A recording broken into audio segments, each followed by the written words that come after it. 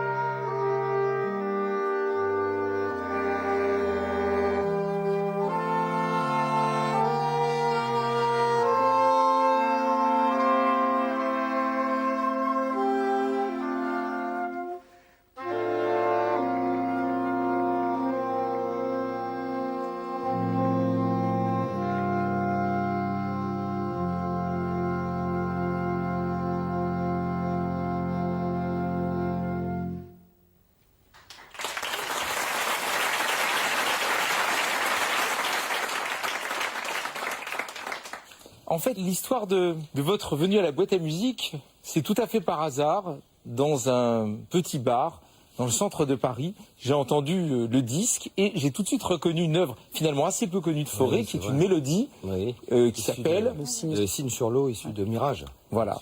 Et Signe sur l'eau, c'est une des dernières mélodies qu'a composé Fauré, c'est les derniers cycles, donc c'est assez peu chanté.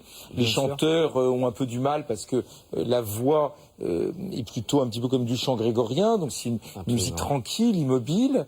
Et tu as eu l'idée de le traiter de manière un peu plus jazz. L'intérêt pour moi, c'était de révéler justement ces mélodies peu jouées au grand public, aux gens qui n'ont pas l'habitude d'écouter ces mélodies-là, et donc de les orchestrer, puisqu'il faut savoir que ces mélodies sont écrites pour piano et voix, et surtout de réunir des musiciens à ce moment-là, puisqu'on parle de musiciens de jazz, des musiciens classiques, et de pouvoir jouer de la musique ensemble, ça qu'on puisse dire c'est du jazz, c'est du classique, voilà, qu'on puisse se faire plaisir. Parce qu'en fait, je dois préciser que là, vous venez de faire votre second disque, le premier ressorti, remasterisé, etc.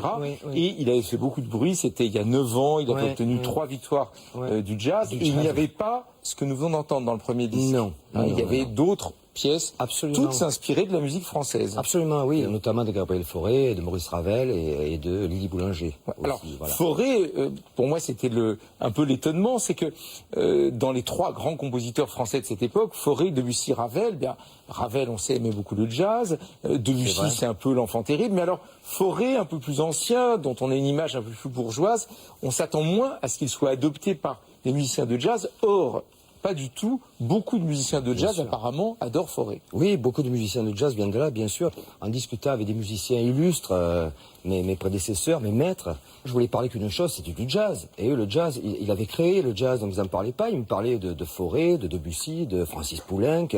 Et je dis, ah oui, d'accord. Donc finalement, c'est par eux que je suis revenu à la musique liturgique et classique. Et j'ai redécouvert finalement mon répertoire, mon patrimoine et d'où je viens. Voilà, un alliage en tout cas d'instruments divers, à la fois classiques et quand même avec la couleur un peu jazz du saxophone à partir des pièces de Fauré. Autre compositeur français qui lui a toujours dit qu'il avait adoré le jazz, c'est Maurice Ravel. Il a même écrit un texte assez célèbre où il exhorte les compositeurs américains à écrire de la musique en partant du jazz. Il a écrit une pièce qui s'appelle Blues et il y a des petits accents jazzy, enfin assez, on est plus dans le pittoresque que dans le vrai jazz, me semble-t-il, mais il y a un peu dans le concerto pour piano et orchestre. Alors, deuxième pièce maintenant, une pièce de Ravel. Oui, il y a une pièce de Ravel, donc issue de ma mère au Lois, Le Jardin féerique. Ah, Le Jardin féerique, au départ, c'est une pièce à 4 mains. Peut-être tu pourrais nous prêter une ou deux mères.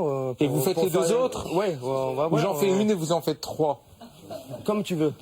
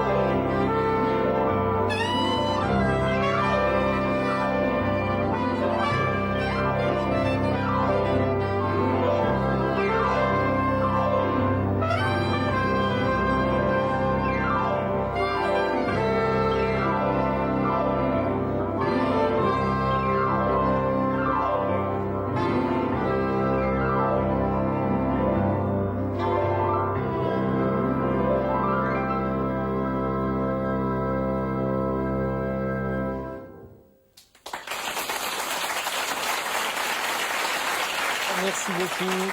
Merci d'être passé à la boîte à musique. Merci. Bravo. La rentrée, vous allez vous inscrire dans un conservatoire. Il y a de plus